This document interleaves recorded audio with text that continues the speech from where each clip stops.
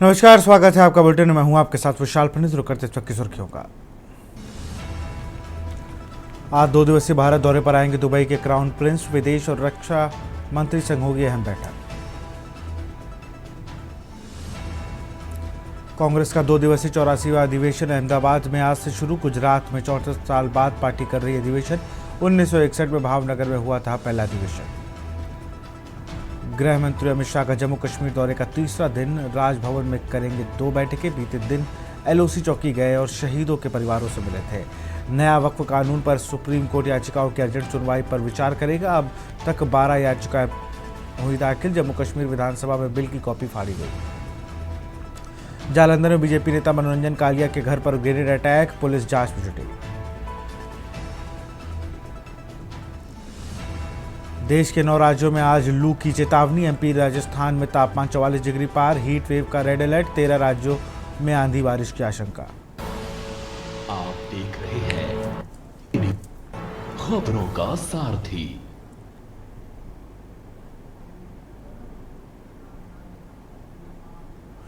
लखनऊ से खबर। संघ प्रमुख मोहन भागवत लखीमपुर के लिए रवाना। आज आरएसएस प्रमुख मोहन भागवत भारतीय भवन पहुंचे। अवध क्षेत्र के आरएसएस पदाधिकारियों से की मुलाकात। संघ प्रमुख लगभग 16 घंटे अवध क्षेत्र में रहेंगे। अवध क्षेत्र के आरएसएस पदाधिकारियों से की मुलाकात। संघ प्रमुख लगभग 16 घंटे अवध क्षेत्र में रहेंगे। लखीमपुर से शाम को अमौसी एयरपोर्ट पहुंचेंगे। रात 10 बजे अमौसी एयरपोर्ट से फ्लाइट से नागपुर रवाना होंगे। अवध क्षेत्र के आरएसएस पदाधिकारी से की मुलाकात।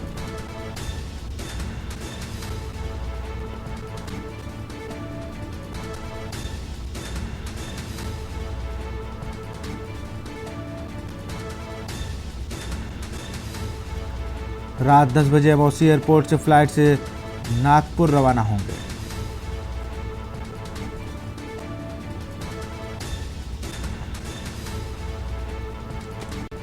आज आरएसएस प्रमुख मोहन भागवत भारतीय भवन पहुंचेंगे।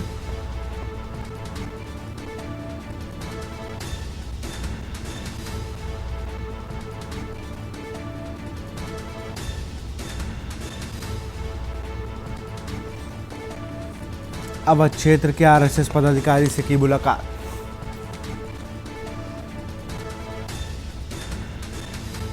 संघ प्रमुख लगभग 16 घंटे अवध क्षेत्र में रहेंगे। लखीमपुर से शाम को अमौसी एयरपोर्ट पहुंचेंगे। अमौसी एयरपोर्ट से रात 10 बजे फ्लाइट से नागपुर रवाना होंगे। लखनऊ से खबर। संघ प्रमुख मोहन भागवत लखीमपुर के लिए रवाना। आज आरएसएस प्रमुख मोहन भागवत भारतीय भवन पहुंचे।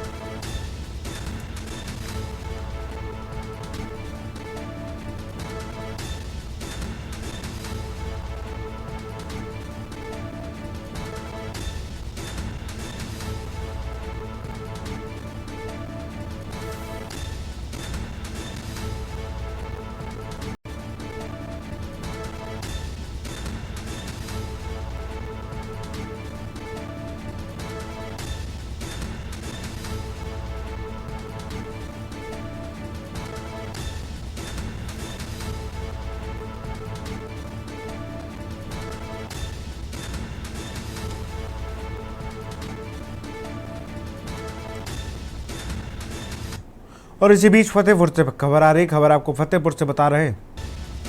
फतेहपुर से इस वक्त की बड़ी खबर। वर्चस्व की जंग में 3 की हत्या से मचा हड़कंप।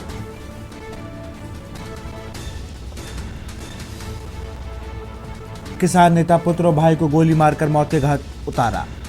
मृतक किसान नेता पप्पू सिंह, बेटे अभय सिंह और भाई रिंकू सिंह की हत्या।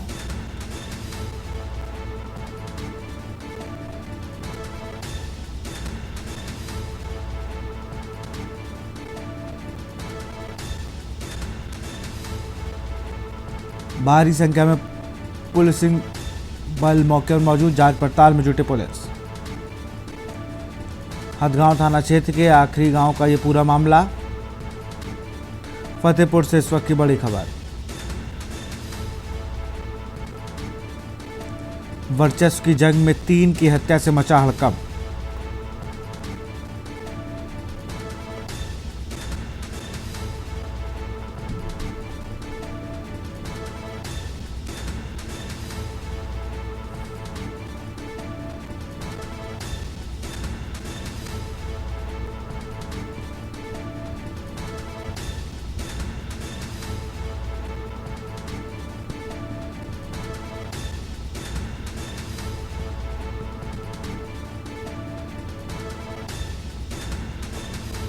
हदगांव थाना क्षेत्र के आखिरी गांव का ये पूरा मामला।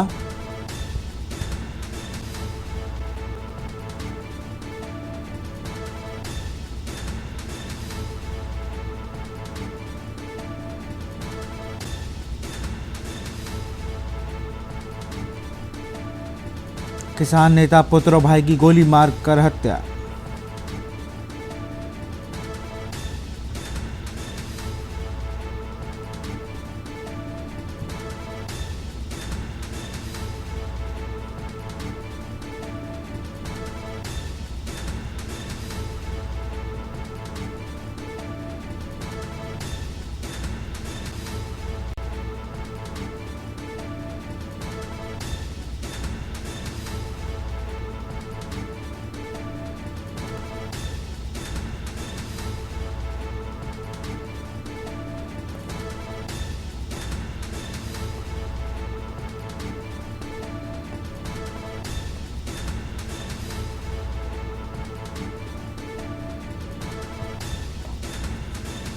मृतक किसान नेता पप्पू सिंह बेटे अभय सिंह और भाई रिंकू सिंह की हत्या।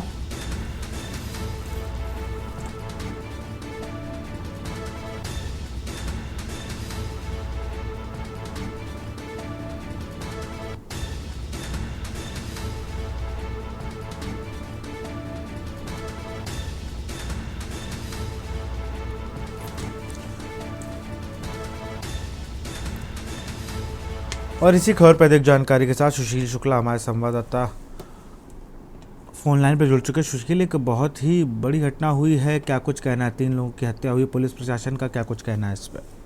जी, हदगांव थाना क्षेत्र के अखीरी गांव का मामला है। जानकारी है कि ये पूर्व प्रधान और मौजूदा प्रधान के बीच में विवाद हुआ है और गोलियां चली, जिसमें 3 की जो है मौत हुई है, ये स्पष्ट हो पा रहा है। और जानकारी के अनुसार इसमें आईजी रेंज के जो है वो भी आ रहे हैं और भारी पुलिस बल मौजूद है। तो जिस तरीके से ये हत्या हुई है दिन दहाड़े, ये कहीं ना कहीं पुलिसिंग के लिए बड़ा प्रश्न चिन्ह खड़ा हुआ है। जी, क्या अब तक किसी की गिरफ्तारी हुई है इसमें? जी, अभी तक किसी कोई गिरफ्तारी नहीं, सब फरार चल रहे हैं। मौके पर पुलिस और आला अधिकारी मौजूद हैं। चलिए, बहुत बहुत शुक्रिया आपका तमाम जानकारी के लिए।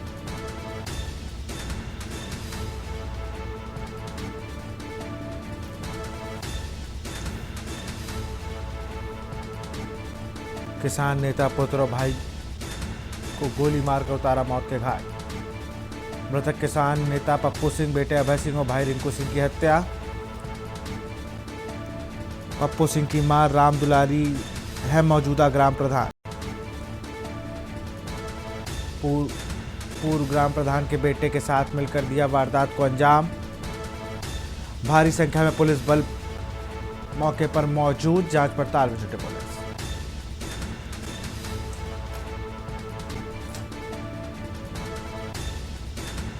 फतेहपुर से इस वक्त की बड़ी खबर।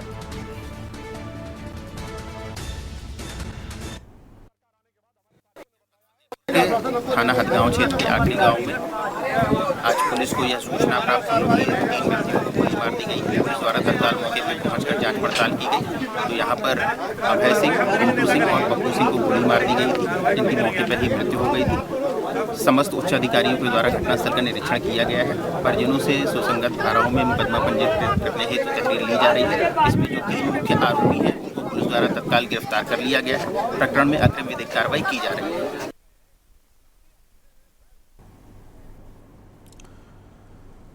लखनऊ से खबर, समाजवादी पार्टी कार्यालय के सामने लगा पोस्टर। सपा नेता जयसिंह प्रताप यादव ने लगवाया पोस्टर। बुलडोजर एक्शन के बीच किताबें लेकर भागती बच्ची का लगा पोस्टर।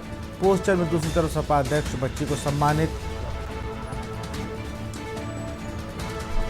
सम्मानित करते दिख रहे हैं। पोस्टर में बुलडोजर को विध्वंसक शक्ति का प्रतीक दिखाया गया। पोस्टर में लिखा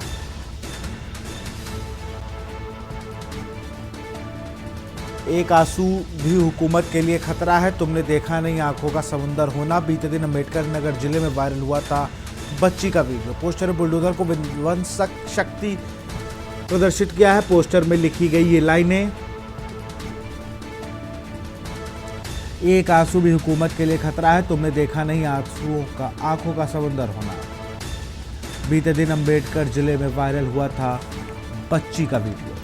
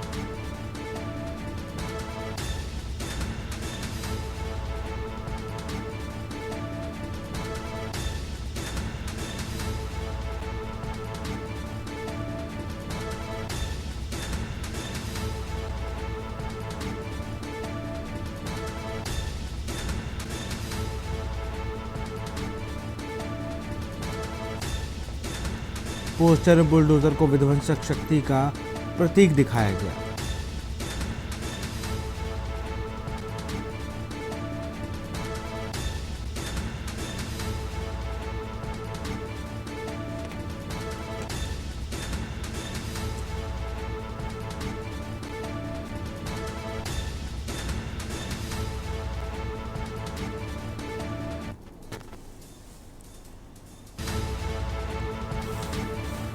सपा नेता जय सिंह प्रताप यादव ने लगाया पोस्टर।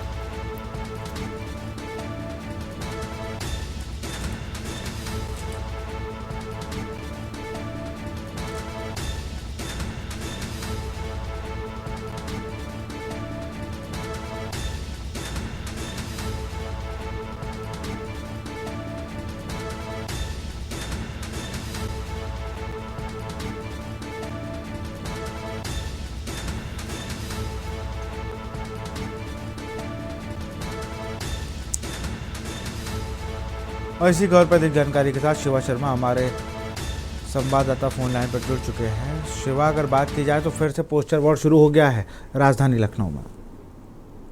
बिल्कुल विशाल, समाजवादी पार्टी पोस्टर वॉर के जरिए भारतीय जनता पार्टी पर लगातार हमले हो रहे हैं और इसी कड़ी में भी आज सुबह समाजवादी पार्टी का जो मुख्यालय है उसके सामने एक पोस्टर लगा हुआ है और इसमें एक बुलडोजर के आगे भागते हुए दिखाई दे रही है और उसके हाथ में कॉपी किताबें हैं।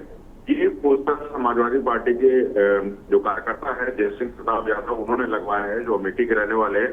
और पोस्टर में साफ तौर पर लिखा हुआ है कि एक आंसू भी हुकूमत के लिए खतरा है, तुमने देखा नहीं आंखों का समुंदर होना। ये साफ बात है कि जो पोस्टर एक भागती हुई लड़की का जो दिखाया गया है उसी लड़की को कल अखिलेश यादव ने पार्टी कार्यालय में सम्मानित किया था, जिसका नाम अनन्या है। और मुद्रा लोन योजना को लेकर के अखिलेश यादव ने करारा प्रहार किया था भारतीय जनता पार्टी के ऊपर और ये कहा कि अगर भारतीय जनता पार्टी मुद्रा लोन के जरिए गरीबों का उद्धार करना चाहती तो अनन्या और अनन्या के परिवार वालों को मुद्रा लोन में शामिल करे। तो एक पार्टी भारतीय जनता पार्टी के ऊपर एक तंज कसने का जो काम है वो समाजवादी पार्टी ने एक बार फिर पोस्टर वॉर के जरिए किया है। एक तरफ भक्षक और दूसरी तरफ रक्षक लिखा हुआ है, तो साफ बात है कि सत्ताधारी पार्टी को कहीं ना कहीं एक कटघरे में खड़ा करना चाहती है समाजवादी पार्टी। और जिस तरीके से पोस्टर लग रहे हैं उससे लगातार एक जंग छिड़ी रहती है दोनों पार्टियों के बीच में। अभी अखिलेश यादव अपने बयानों से साफ तौर पर भारतीय जनता पार्टी को कहीं ना कहीं घेरते हुए नजर आते हैं। बिल्कुल, बहुत बहुत शुक्रिया शिवा आपका तमाम जानकारी के लिए।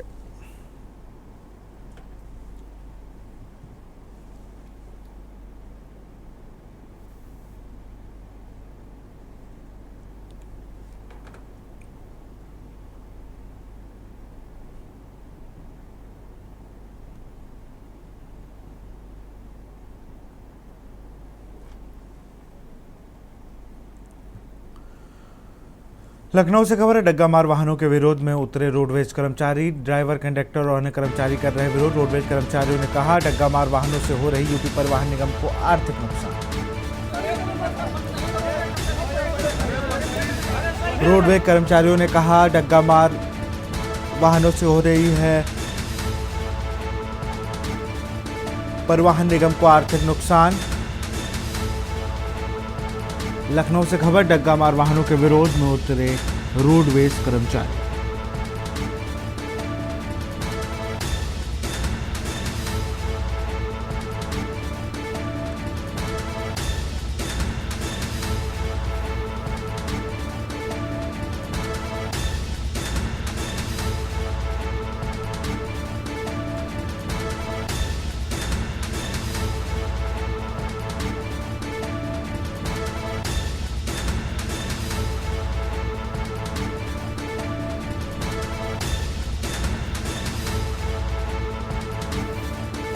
रोडवेज कर्मचारियों ने किया प्रदर्शन।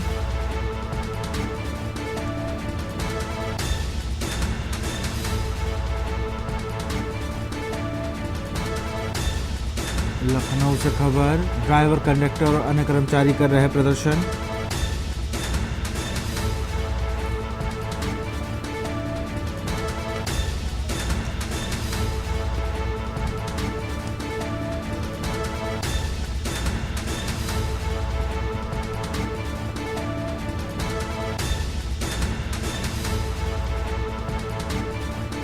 ड्राइवर कंडक्टर और अन्य कर्मचारी कर रहे विरोध।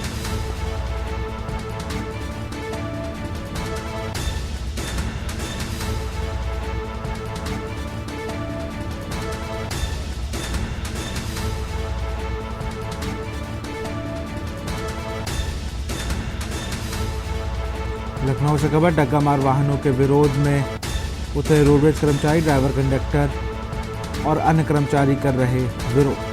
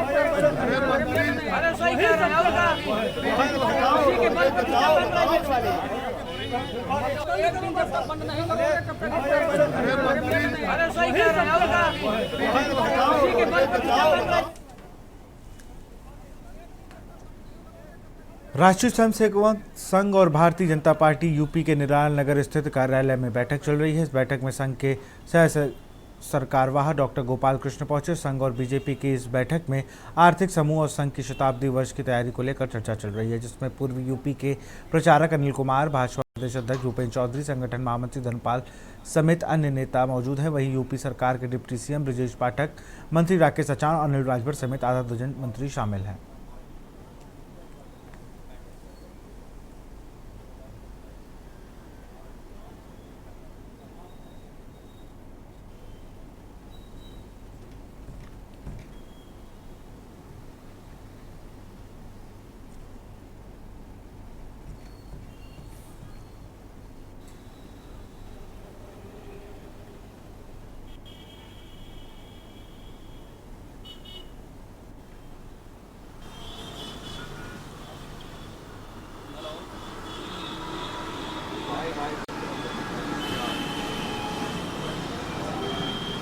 आरएसएस और भारतीय जनता पार्टी के आर्थिक समूह की आज बैठक हो रही है।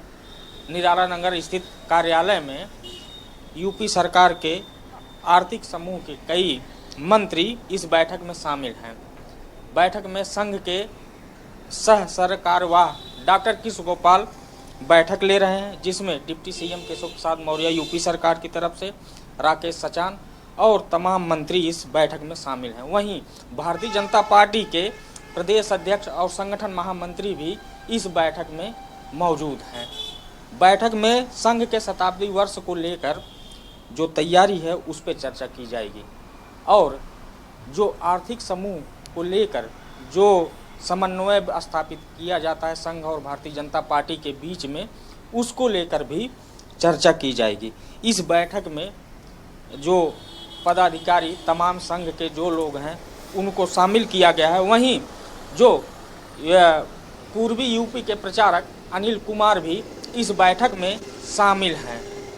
बैठक में करीब आधा दर्जन यूपी सरकार के मंत्री और भारतीय जनता पार्टी के करीब 1 दर्जन से ज़्यादा पदाधिकारियों को शामिल किया गया है। वीडियो जर्नलिस्ट आदित्य के साथ कौशलेंद्र उपाध्याय, के न्यूज़, लखनऊ।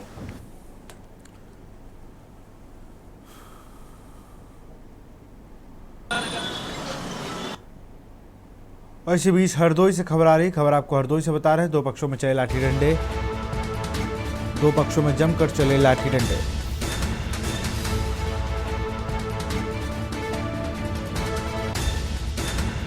लाठी डंडा चलने से मचा हड़कंप, पुरानी रंजिश चलते हुई मारपीट। घटना की जानकारी मिलते ही मौके पर पहुंची पुलिस। पुरानी रंजिश को चलते हुई मारपीट।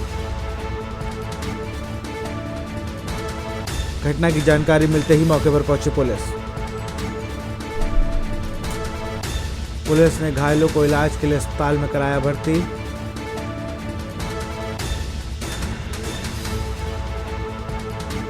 हरपालपुर कोतवाली क्षेत्र के ग्राम सभा का है पूरा मामला। हरदोई से खबर, दो पक्षों में जमकर चले लाठी डंडे।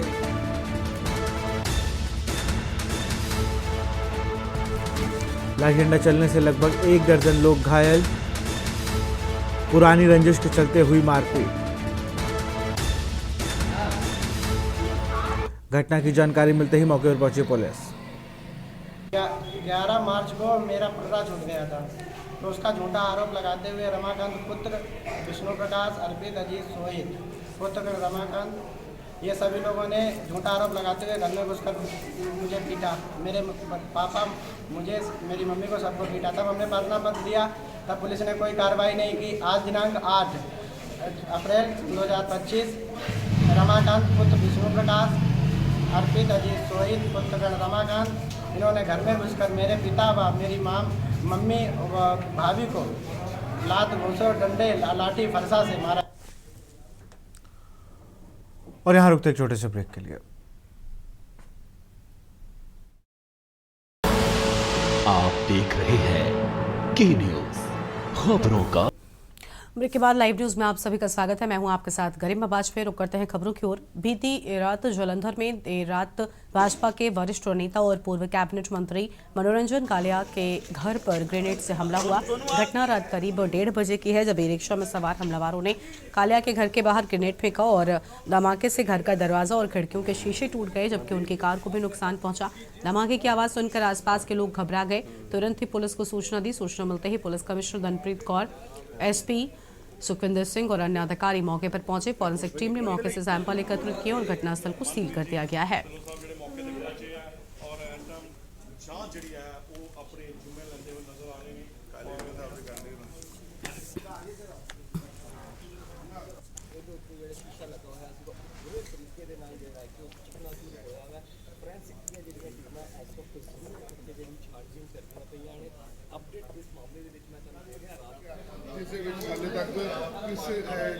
कैमरे ਦੇ ਵਿੱਚ ਦੇਖਿਆ ਨਹੀਂ ਜਾ ਰਿਹਾ ਕਿ ਇਸ ਕਿੰਨੇ ਨੌਜਵਾਨ ਆਂਦੇ ਨੇ, ਕਿੰਨੇ ਦੇ ਵਿੱਚ ਜਿੰਨੇ ਦਿਨ ਜੋ ਬਲਾਸਟ ਹੋਣ ਤੋਂ ਬਾਅਦ ਗੱਡੀਆਂ ਦੇ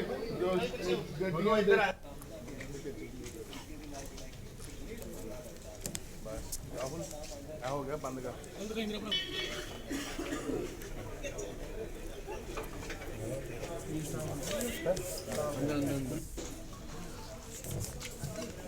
दोनों आ गई है।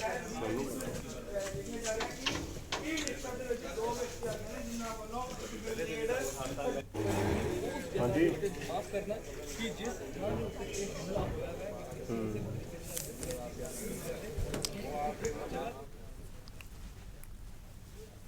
गांव में बच्चों के पानी फेंकने के मामूली विवाद ने बीती रात हिंसक रूप ले लिया। गुड़पुरा गांव में 2 बाइक पर सवार बदमाशों ने ताबड़तोड़ फायरिंग कर दी। विवाद शांत कराने पहुंचे युवक के पैर में गोली लग गई, जबकि एक अन्य व्यक्ति भी घायल हुआ। दोनों को जिला अस्पताल में भर्ती कराया गया है। घटना के वक्त गाँव में भंडारे का कार्यक्रम चल रहा था। कुछ सेवम जी और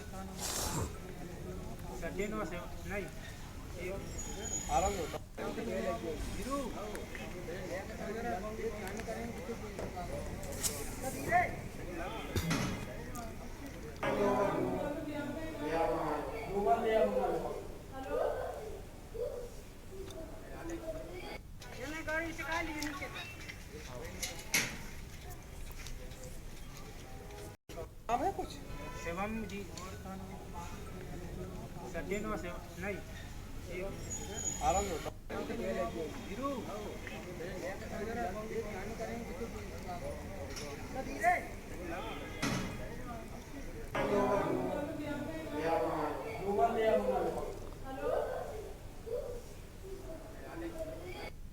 गाड़ी से काली नीचे है कुछ सेवम जी और सड्डे नो सेव नहीं आराम होता हीरो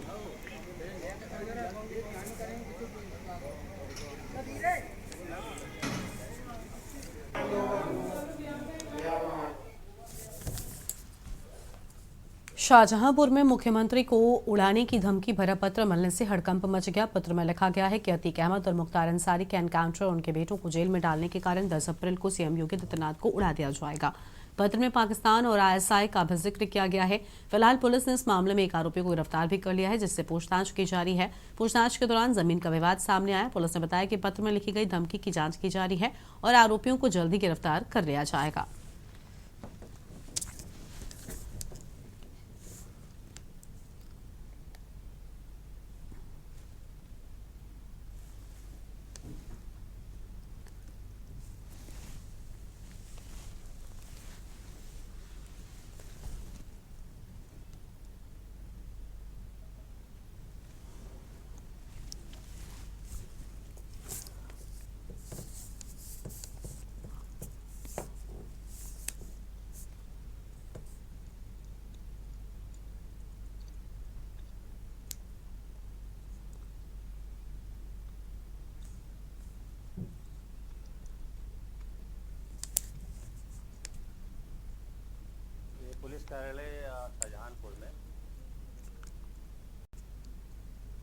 पुलिस कार्यालय शाहजहांपुर में एक पत्र प्राप्त हुआ, जिसमें थाना जलालाबाद के 2 व्यक्तियों के नाम से उनके द्वारा 10 अप्रैल को घटना कारित करने की धमकी दी गई थी। इसमें अभियोग पंजीकृत करके थाना सदर विहार में तत्काल टीमें बनाई गई और सीसीटीवी फुटेज से, सर्विलेंस से, लोकल इंटेलिजेंस से इसका खुलासा करते हुए उसी गांव का एक व्यक्ति हिरासत में लिया गया है। जिनके नाम उस पत्र में लिखे थे, उनको फंसाने की नीयत से, उनकी ज़मीन पर कब्जा करने की नीयत से इसके द्वारा यह कृत्य किया गया था और इसके विरुद्ध विधिक कार्रवाई की जा रही है। रतलाम जिले के चिकलाना गांव में एक अनोखी परंपरा निभाई जाती है और जहां पर शारदीय दशहरे से 6 महीने पहले ही चैत्र नवरात्रि के दौरान रावण का प्रतीकात्मक अंत किया जाता है। इस रस्म को हिंदू मुस्लिम समुदाय मिलकर निभाते हैं। परंपरा के अनुसार रावण की नाक काटकर उसके घमंड का प्रतीकात्मक अंत किया जाता है। गाँव के प्रतिष्ठित परिवार का व्यक्ति भाले से रावण की मूर्ति की नाक पर वार करता है। इस परंपरा के पीछे संदेश है कि बुराई और अहंकार के प्रतीकों का सार्वजनिक रूप से विरोध किया जाना चाहिए। गांव में रावण दहन नहीं होता, बल्कि सांकेतिक लंका दहन और वाक युद्ध का आयोजन होता है। 5 साल पहले गांव में रावण की स्थायी 15 फीट ऊंची मूर्ति भी स्थापित कर दी गई है, जहां हर साल परंपरा निभाई जाती है।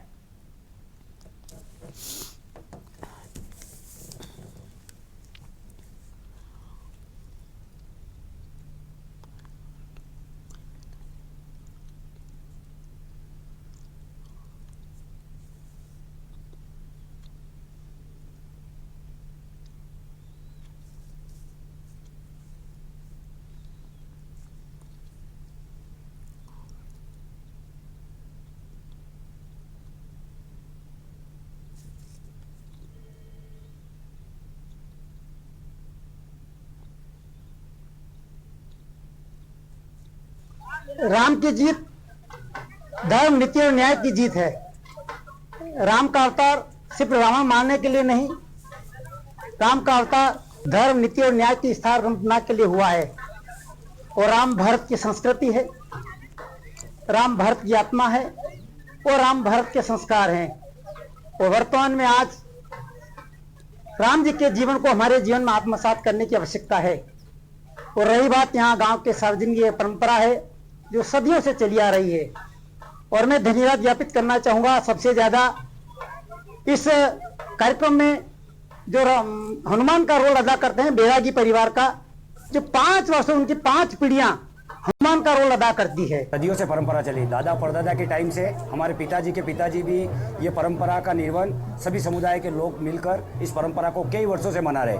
पहले मिट्टी का रावण था, फिर धीरे धीरे आधुनिक युग के साथ परंपरा बदली, फिर इस तरह ये रावण की प्रतिमा बनाई। इसका नाक काट के इसको दंडित किया जाता है, क्योंकि जो रावण का जो कृत्य था वो ऐसा कृत्य था कि उस भुलाने लायक नहीं था। उसने जो कर्म किए वो बहुत गलत और निंदनीय कर्म किए थे, इसलिए रावण की प्रतिमा का नाक काटकर वध किया जाता है। ग्राम पंचायत के मार्फत एक मेला समिति बनाई जाती है। मेला समिति में अध्यक्ष, उपाध्यक्ष, सब सरपंच प्रतिनिधि, जैसे गट्टू सिंह जी भी हमारे साथ है, सरपंच यहाँ की रंजू कुंवर चंद्रावत सरपंच है, उनके नेतृत्व में ये मेला समिति पूरा काम करती है। टीम तो नहीं बनाई जाती है, वैसे जो राम का संवाद करते गांव के जो पूर्व के बहुत सारी हमारे यहाँ परंपरा के पुरानी एक रामलीला मंडल चलाते थे, उसके कलाकार हैं और कुछ आज के युवा भी रामायण की चौपाइयों के द्वारा राम और रावण का संवाद करते हैं। दोनों तरफ से वाकयुद्ध होता है। और अगली खबर का रुख कर लेते हैं। अगली बड़ी जानकारी कानपुर से सामने आ रही है। कानपुर से अहम खबर आपको हम बताएंगे। छात्र का चाकू की नोक पर अपहरण का प्रयास। कानपुर से बड़ी जानकारी आपको हम बता रहे, कोचिंग से लौट रहे छात्र के अपहरण का प्रयास किया गया।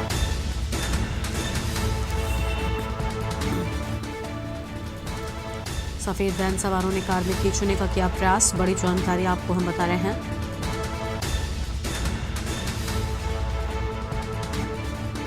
जीटी रोड हाईवे पर सफेद वैन सवारों ने कार में खींचने का प्रयास किया। यह अहम जानकारी आपको हम बता दें।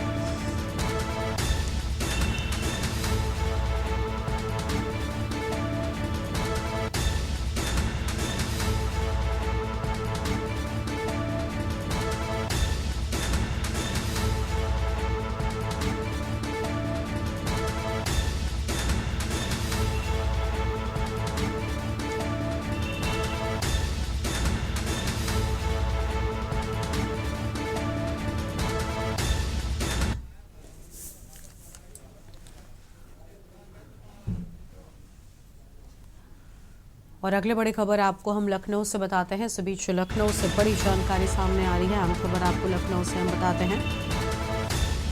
सीएम योगी से दिल्ली के एलजी ने की मुलाकात। बड़ी जानकारी आपको हम बता रहे हैं। सीएम योगी से दिल्ली के एलजी ने मुलाकात की है। दिल्ली के उपराज्यपाल विनय सक्सेना मुख्यमंत्री आवास पर पहुंचे। यह अहम जानकारी आपको हम बता रहे हैं। उपराज्यपाल विनय कुमार सक्सेना ने शिष्टाचार भेंट की है। लखनऊ से बड़ी जानकारी आपको हम बता दें।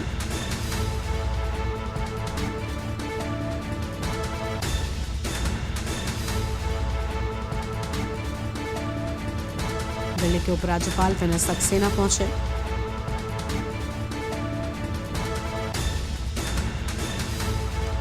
अहम जानकारी आपको हम बता रहे हैं। लखनऊ से बड़ी खबर। सीएम योगी से दिल्ली के एलजी ने की मुलाकात।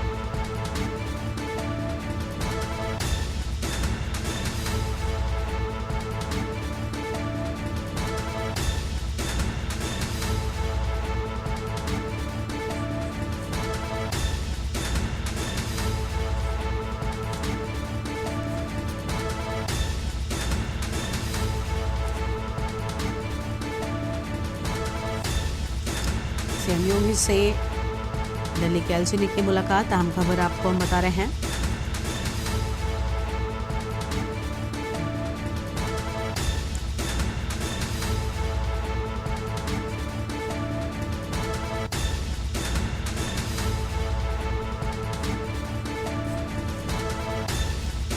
सीएम योगी से दिल्ली के एलजी ने मुलाकात की है। बड़ी जानकारी आपको हम बता रहे हैं।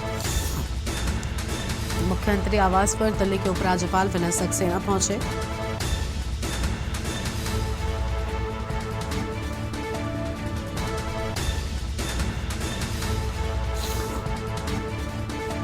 लखनऊ से बड़ी जानकारी आपको बता दें।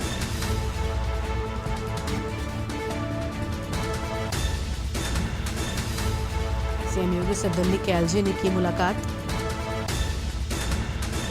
दिल्ली के उपराज्यपाल विनय सक्सेना पहुंचे। अहम जानकारी आपको हम बता रहे हैं। उपराज्यपाल विनय कुमार सक्सेना ने शिष्टाचार भेंट की। बलिया जिले के बिलथरा रोड से चौकी अंतर्गत एक पोखरे में युवक डूबने की सूचना पर पहुंचे दरोगा ने वर्दी खोलकर पोखरे में घंटों से तैरते हुए शव को बरामद कर लिया है। बताया जा रहा है कि बिलथरा नगर पंचायत के रहने वाले अल्तमस पश देर रात तालाब में डूबने से उनकी मौत हो गई थी। पशुहारी मार्ग पर ग्रीनलैंड स्कूल के पीछे तालाब में डूबे होने की सूचना मिलते ही घटनास्थल पर पहुंचे शहर चौकी इंचार्ज बाग बहादुर सिंह ने दरियादिली दिखाते हुए जान जोखिम में डालकर बिना झिझक वर्दी उतारकर तालाब में छलांग लगा दी।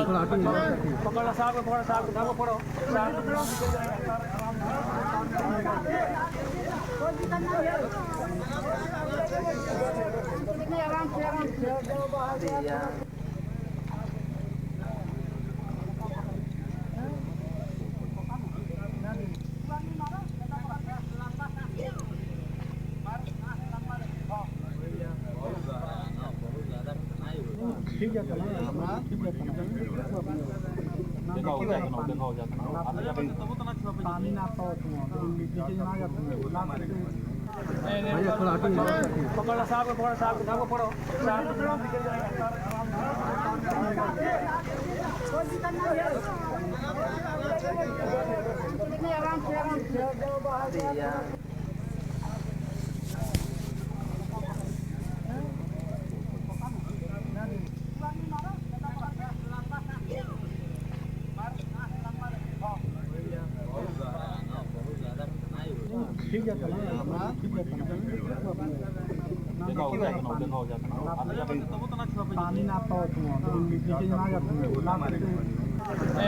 पूर्व में तैराकी कंपनी में रहा करता था, तो मेरे पास तैराकी के गुण हैं। तो मेरी अंतरात्मा कही कि एक लाचार मजबूर पिता खड़ा हुआ है, उसकी कोई मदद नहीं कर रहा है। मैं अपने फर्ज का निर्वहन करते हुए मैंने अपनी तत्काल वर्दी उतारी और उस तालाब में मैं जब घुसा तो मेरे साथ जनता के 2 जांबाज पब्लिक के लोग उतरे और मेरी मदद में लगे। काफ़ी मशक्क़त के बाद लगभग 11:30 बजे रात में बच्चा उस गहरे पानी में मेरे पैर में लगा। तब मैं अपने पानी में कूदे हुए जनता के 2 सहयोगी भाइयों के साथ मैं उस बच्चे की बॉडी को बाहर निकालने में सफल रहा। कुशीनगर जिलाधिकारी विशाल भारद्वाज और पुलिस अधीक्षक संतोष कुमार मिश्रा की मौजूदगी में तहसील पडरौना में संपूर्ण समाधान दिवस का आयोजन किया गया। इस दौरान तहसील क्षेत्र से आए फरियादियों की समस्याएं गंभीरता से सुनी गई और मौके पर 8 मामलों का निस्तारण किया गया। कुल 65 शिकायती पत्र प्राप्त हुए, जिनमें राजस्व विभाग से 36, पुलिस विभाग से 15, विकास विभाग से 6 और अन्य विभागों में से 8 प्रकरण शामिल थे। जिलाधिकारी ने अधिकारियों को निर्देशित किया कि शेष 57 प्रार्थना पत्रों का निष्पक्ष और समयबद्ध निस्तारण सुनिश्चित करें।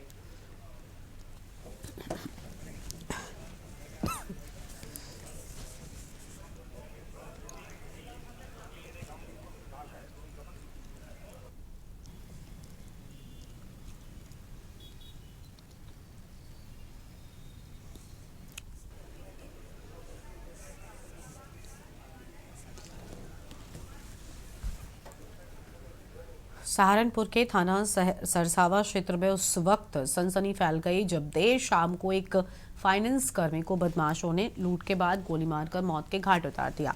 दरअसल ये मामला इलाके के चिलकाना रोड का बताया जाता है, जहां सोमवार की देर शाम को करीब 10:30 बजे बाइक सवार बदमाशों ने माइक्रो फाइनेंस कंपनी में काम करने वाले 2 भाइयों को गन पॉइंट पर लेकर लगभग 6 लाख की नकदी लूट ली और लूट का विरोध करने पर एक भाई को गोली मारकर हत्या कर दी।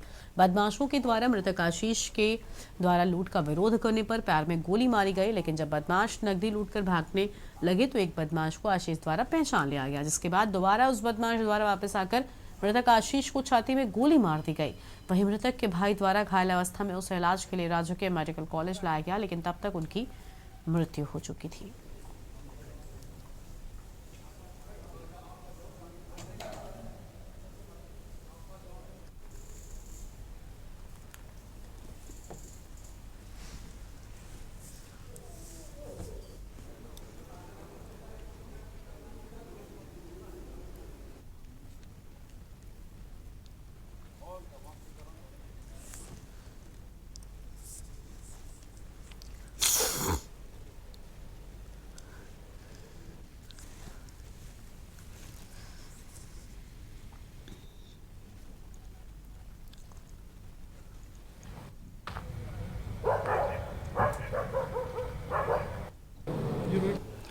थाना सरसावा के अंतर्गत एक व्यक्ति हैं, ये जो छोटे छोटे माइक्रो फाइनेंस वाले होते हैं उनसे पैसा इकट्ठा करते हैं और जो पैसा इकट्ठा करते हैं उसके बाद वो अगले दिन सुबह उसको बैंक में जाकर जमा कर देते हैं।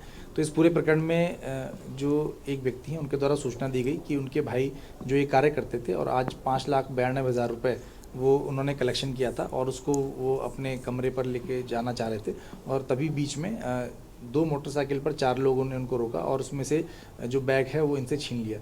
जब इनके भाई के द्वारा एक व्यक्ति से हल्की धक्का मुक्की की गई तो उसके चेहरे से उसका जो नकाब था वो नीचे निकल गया और इनके भाई के द्वारा ये बोला गया कि भाई मैंने तुम्हें पहचान लिया है। और ये बात सुनते ही जो लड़के हैं उनके द्वारा इनके ऊपर गोली चलाई गई और जो एक गोली है वो इनके ऊपर उनको लगी और जहां इनके भाई के द्वारा इनको अस्पताल पहुंचाया गया लेकिन उनकी मृत्यु हो चुकी थी।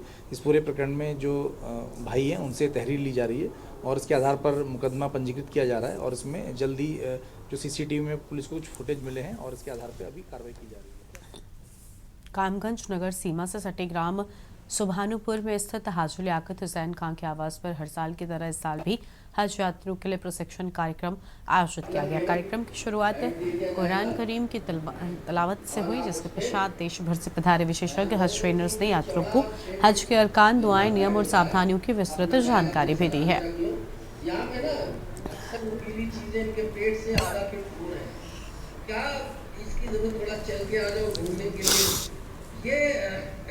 मैं अक्सर मुरादाबाद ज़बरदस्ती जाता हूँ ट्रेनिंग लेने और मेरे पास वहाँ से अभी फ़ोन आ रहा है ट्रेनिंग का। मैंने ये अर्जुन दिया है और ये देना है जो सफेद कलर से दिख रहा है। ये दरअसल हज कमेटी का ऑफ इंडिया का ये निर्देश है कि जो भी हाजी हिंदुस्तान से जाएंगे उनका प्रशिक्षण जो है ट्रेनिंग प्रॉपर तरीके से होनी चाहिए। और बहुत सालों से हम ये काम कर रहे हैं मोहल्ला सुभानपुर में लियाकत चचा के यहाँ पर। और इस साल जो प्रोग्राम हो रहा है ना, ये हर साल की तरह दूसरे ट्रेनिंग प्रोग्राम से अलग होता है। इसमें हम वीडियो और फोटोग्राफ्स और प्रोजेक्टर की मदद से हाजियों को जो वहाँ पर परेशानियाँ पेश आती हैं उनके बारे में उन्हें बताते हैं, दिखाते हैं और उनके सॉल्यूशन भी हम बताते हैं। तो ये एक तरह का अलग से एक कैप्सूल डेवलप किया गया है हाजियों की। और अगली खबर आपको हम कन्नौज से बताते हैं। इस बीच कन्नौज से बड़ी जानकारी, जहां पर 2027 चुनाव को लेकर समाजवादी पार्टी एक्टिव हुई। अहम जानकारी आपको हम बता रहे हैं। शिवराम से अरविंद यादव का नाम तय। अहम खबर आपको हम बता दें। और टिकट ऐलान से पहले वायरल हुआ वीडियो। बड़ी जानकारी आपको हम बता रहे हैं। सपा जिलाध्यक्ष ने खुद किया ऐलान। कई दावेदारों को लगा बड़ा झटका।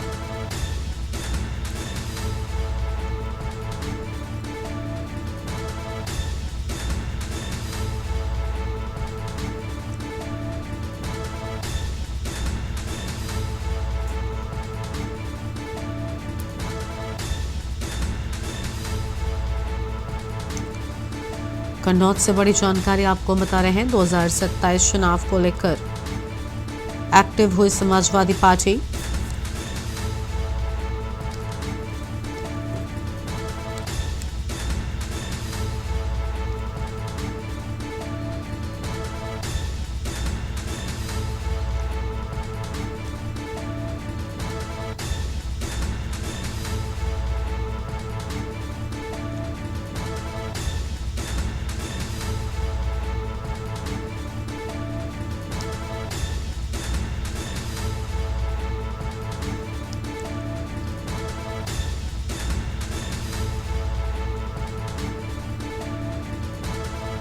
कन्नौज से बड़ी जानकारी। 2027 चुनाव को लेकर एक्टिव हुई समाजवादी पार्टी।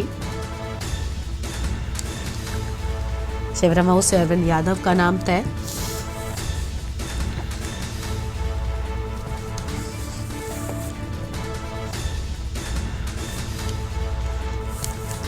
और इसी खबर पर बातचीत के लिए हमारे साथ हमारे संवाददाता अमित मिश्रा कन्नौज से जुड़ चुके हैं। अमित, कई दावेदारों को बड़ा झटका लगा है। एक नाम पर मोहर लग चुकी है। खुद जिलाध्यक्ष की ओर से नाम का ऐलान किया गया। पूरी जानकारी क्या है आपके पास में?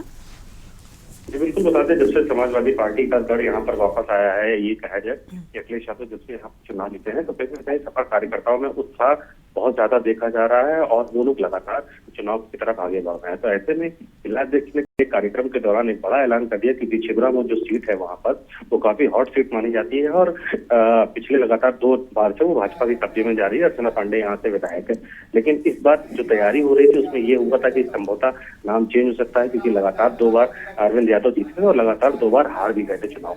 उसके बाद जिलाध्यक्ष ने जिस तरह से फिर इनके नाम का ऐलान कर दिया है, तो वहां पर कई ऐसे दावेदार थे जो छुपे रूप में थे, कई ऐसे दावेदार थे जो पिछले विधानसभा चुनाव में खुलकर सामने भी आए थे और जब उनको टिकट नहीं मिला था तो उन्होंने बड़े स्तर पर विरोध भी किया था। लेकिन बावजूद उसके अखिलेश यादव चुनाव लड़े और यहाँ पर सब लोग एक हो गए। तो कहीं ना कहीं कई और ऐसे दावेदार होंगे जो निराश हुए होंगे।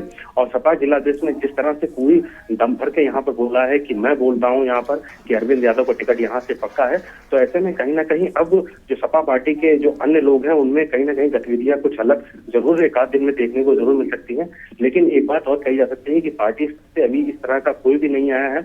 अखिलेश यादव कुछ दिन पूर्व भी आए थे, तो हम लोगों ने जब उनसे बात करी थी तो उन्होंने कहा था कि हम लोग पूरी तरह से 27 चुनाव के लिए लग गए हैं और हम पार्टी की तरफ से ये सभी कार्यकर्ताओं को निर्देश जारी कर दिए गए हैं कि सभी लोग पूरी तरह से ताकत लगाएं, फील्ड में जाए, फील्ड में उतरे, लोगों से बात करें, पीडीए का जो नारा है उसको आगे बढ़ाए। लेकिन इस बीच जिस तरह से ये सपा जिलाध्यक्ष कलीम खान ने छिबरामऊ विधानसभा से यहाँ पर धर्मेंद्र यादव का नाम पूरे दम भर के यहाँ पर घोषित किया है, तो कहीं ना कहीं ये एक अपने आप में बड़ा सवाल है और सपा के तैयारियों की भी ये सुगबुगाहट बताता है कि एक तरफ जहां भाजपा अभी धीरे धीरे चल रही है, तो वहीं सपा आप बहुत तेजी से विधानसभा चुनाव को लेकर भागने लगी है। जी गर्मा।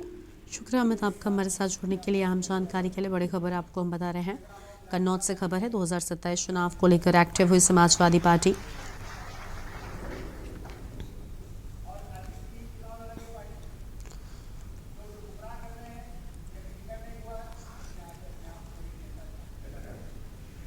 मैं एक बात सीधी आप सबसे कहना चाहता हूँ कि छिबरामऊ विधानसभा का टिकट माननीय अरविंद यादव जी का और अरविंद जी चुनाव लड़ेंगे पार्टी से। लोग तो गुमराह कर रहे हैं कि अभी टिकट नहीं हुआ है, अभी फाइनल नहीं हुआ है। अगर चाहो तो हमारा बयान करके आप अपने मोबाइल में भी जा सकते हैं कि और बाकी हम हमारे बजरंग सिंह चौहान जी है, जाता है हमारे प्रताप सिंह जी है, आगे अपने आप को एक नेता स्थापित करना चाहते।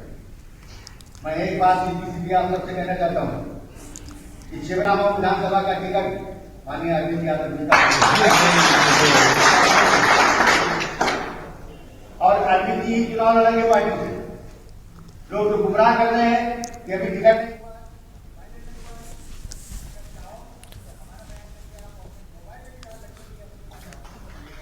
और अगली बड़ी खबर आपको हम लखनऊ से बताते हैं। इस बीच लखनऊ से बड़ी जानकारी सामने आ रही है। लखनऊ से अहम खबर आपको हम बता दें। यूपी कैबिनेट की बैठक शुरू, बड़ी जानकारी आपको हम बता रहे हैं। यूपी कैबिनेट की बैठक शुरू हुई। लखनऊ से अहम खबर, लोक भवन में शुरू हुई कैबिनेट की बैठक। 12:30 बजे कैबिनेट प्रेस ब्रीफिंग होगी। अहम जानकारी आपको हम बता रहे हैं। यूपी सरकार भी कैबिनेट बैठक में पहुंचे।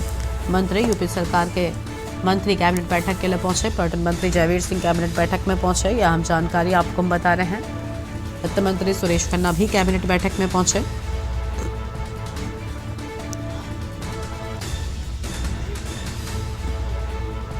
डिप्टी सीएम ब्रजेश पाठक भी पहुंचे।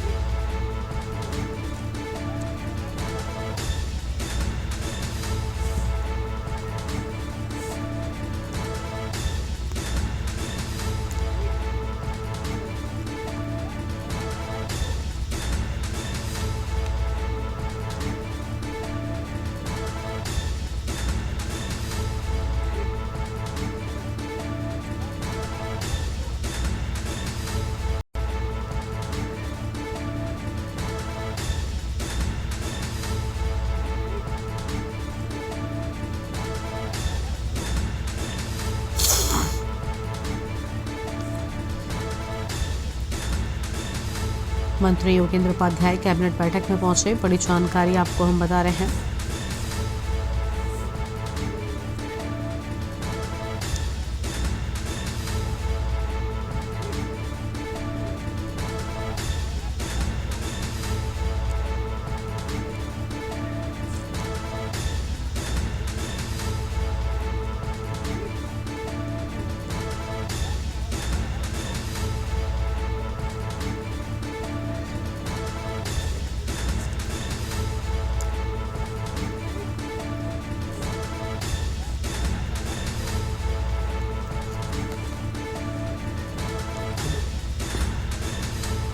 पर्यटन मंत्री जयवीर सिंह कैबिनेट की बैठक में पहुंचे। बड़ी जानकारी आपको हम बता रहे हैं।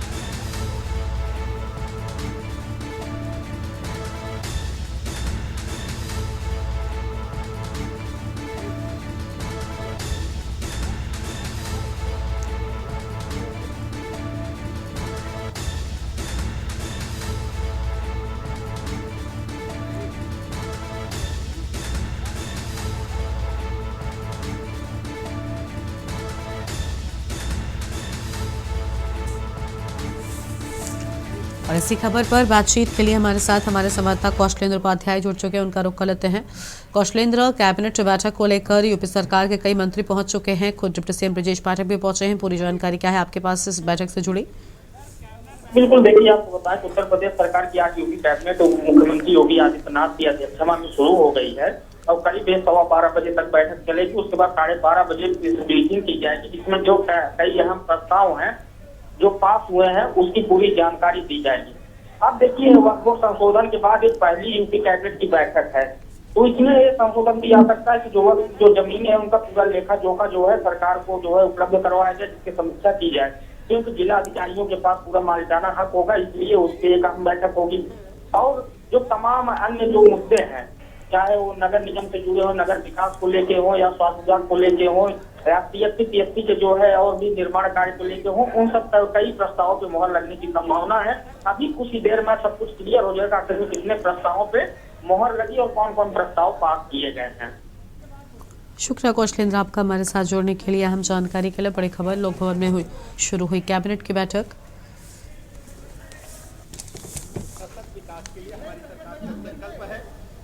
हर स्थिति में सतत विकास के लिए हमारी सरकार का संकल्प है। हर स्थिति में पूरे राष्ट्र में उत्तर प्रदेश राज्य विकास के मामले में नंबर 1 का राज्य बनने के लिए तेजी के साथ आगे बढ़ रहा है। लाइन ऑर्डर की स्थिति और बेहतर होने से लोगों का भरोसा दिन प्रतिदिन हमारी सरकार पर बढ़ा है। आप देख रहे होंगे कि जिस ढंग से प्रदेश के विकास को गति इन 8 वर्षों में हमारी सरकार ने दी है, गरीबों के हित में हमारी सरकार द्वारा देखिए, गरीबों के हित में हमारी सरकार द्वारा जो भी अच्छे काम किए जाते हैं, अखिलेश जी को उनमें खराबी नज़र ही आती है। तो ये तो उनका देखने का नज़रिया है, उन्हें अपना चश्मा बदलने की ज़रूरत है। देवी नंदन ठाकुर की मांग कर रहे हैं कि एमयू में मंदिर बनना चाहिए। अब वो ठाकुर साहब की मांग है, उस पर मुझे लेनी पड़ेगी। पूरे देशवासियों को अभी नवरात्र में तरीके से रामनवमी पूरे धूमधाम से मनाई गई है और निषाद राज की जयंती मनाई गई, जसर ऋषि की जयंती मनाई गई। इससे साबित हो गया कि भारत के लोग फिर से भारतीय सभ्यता पर निर्धारित जो भी हमारे धर्मस्थल हैं या जो हमारी सभ्यता उन पर निर्भर होना चाहिए और सभी जाति सभी धर्म के लोगों ने आज कैबिनेट है उत्तर प्रदेश को सर्वोत्तम प्रदेश बनाने के लिए। जो माननीय मुख्यमंत्री ने लक्ष्य निर्धारित किया, माननीय प्रधानमंत्री के उस विजन को कि 0 पॉवर्टी लाइन पर हम उत्तर प्रदेश को लाएंगे, तो हर एक जाति के लोगों को गरीबी खत्म करना हमारी सरकार की जिम्मेदारी है। इस बुलेटिन में इतना ही। तमाम खबरों के लिए आप देखते रहिए न्यूज़ इंडिया। नमस्कार। आप देख रहे हैं के न्यूज़, खबरों का सारथी।